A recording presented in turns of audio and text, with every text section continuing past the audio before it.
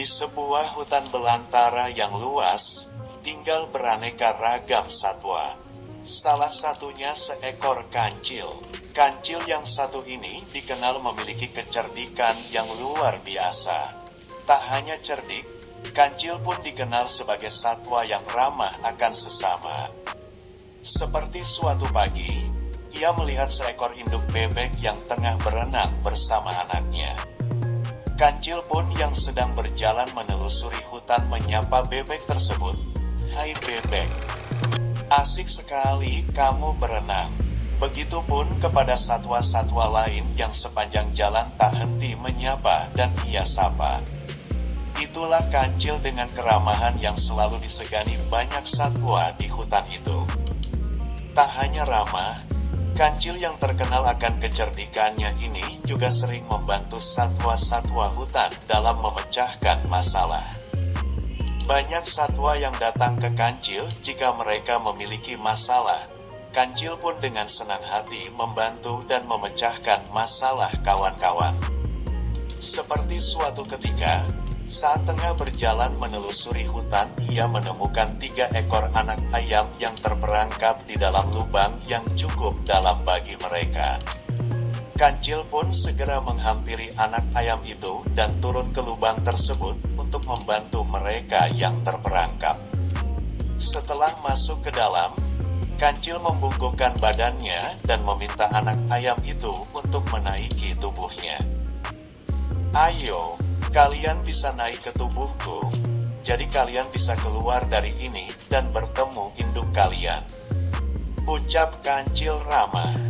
Setelah semua anak ayam berhasil naik ke tubuhnya, Kancil pun melompat keluar lubang dan berjalan menemui induk ayam yang tengah kebingungan mencari anak-anaknya. Ia pun melepaskan ketiga anak ayam tadi kepada induknya. Sang induk pun sangat senang dan berterima kasih kepada Kancil yang sudah membantu anak mereka. Tak hanya induk ayam, ketiga ayam tadi juga bersorak kompak mengucapkan terima kasih kepada Kancil. "Terima kasih Tuan Kancil," ucap ketiga anak ayam itu girang. Setelah berjalan-jalan, Kancil pun mulai merasa lapar. Ia menepi untuk memakan rumput yang ada di sekitarnya. Setelah makan rumput, Kancil berkata, "Rumput saja ternyata tidak membuatku kenyang." Kancil kemudian terus berjalan di tengah teriknya matahari hingga dirinya tiba di sebuah sungai yang ada di dalam hutan.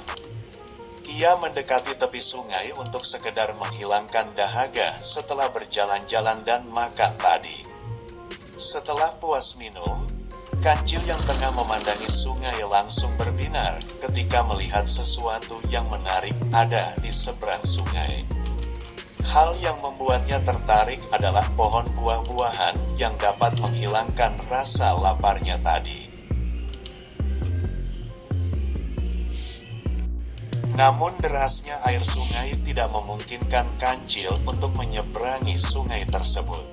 Ia pun mencari cara agar bisa menyeberangi tanpa bahaya. Sampai suatu ide ia dapatkan, yaitu dengan mengelabui buaya-buaya yang ada di sungai itu. Seekor buaya keluar ke tepi sungai menghampiri Kancil yang terlihat senang. "Hei Kancil, ada apa kamu ke sungai? Apa kamu mau menjadi santapan kami?" tanya buaya itu pada Kancil. Kancil pun menjawab pertanyaan buaya dengan senang hati. "Aku mempunyai berita baik untuk kalian semua. Aku membawa daging segar dari raja dan diperintahkan untuk menghitung jumlah buaya yang ada di sungai. Kalian cukup berjajar di sungai dan nanti akan aku hitung." Merasa senang mendengar kabar Kancil membawa daging segar untuk ia dan teman-teman buaya lainnya, buaya tadi kemudian menyanggupi permintaan Kancil dan memanggil seluruh buaya yang berada di sungai untuk berjejer hingga membentuk jembatan.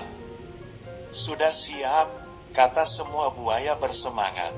Kancil pun dengan girang melompati buaya dan pura-pura menghitung buaya-buaya yang sudah berjejer membentuk jembatan itu. Setelah sampai ujung, Kancil pun melompat ke tepi sungai. Lalu ia berkata, "Terima kasih, para buaya.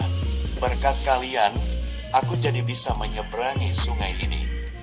Setelah berkata seperti itu pada buaya, kancil langsung berlari kencang meninggalkan buaya yang marah karena perbuatannya.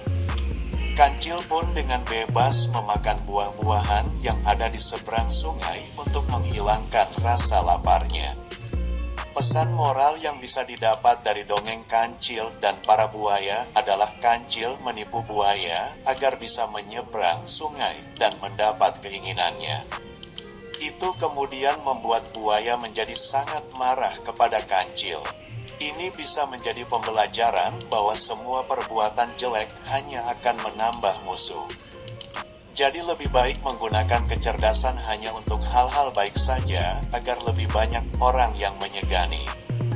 Itulah pelajaran yang bisa diambil anak mama dari cerita kancil dan buaya. Tetap ajarkan anak untuk selalu berbuat baik kepada semua orang dan tidak menyalahgunakan kepintarannya, ya Ma.